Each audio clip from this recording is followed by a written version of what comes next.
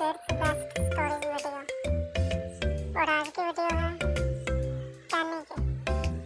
टनी जो कि एक गार्डन में जा रहा है और वो एक गुलाब का फूल तोड़ता है।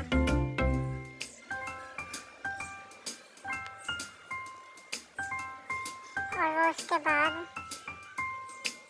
एक और फूल तोड़ता है जिसे ट्यूलिप कहते हैं।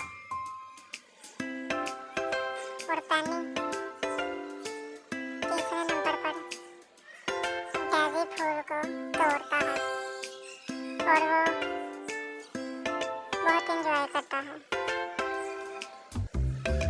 और वो तीनों फूलों को अपने हाथ में पकड़ लेता है और वो अपनी ग्रैंडमा के पास जाता है और वो उन फूलों को अपनी ग्रैंडमा को देता है। तब उसकी ग्रैंडमा उसे बहुत प्यार करती है। अगर आपको ये वीडियो अच्छी लगी है तो वीडियो को लाइक और सब्सक्राइब कीजिएगा।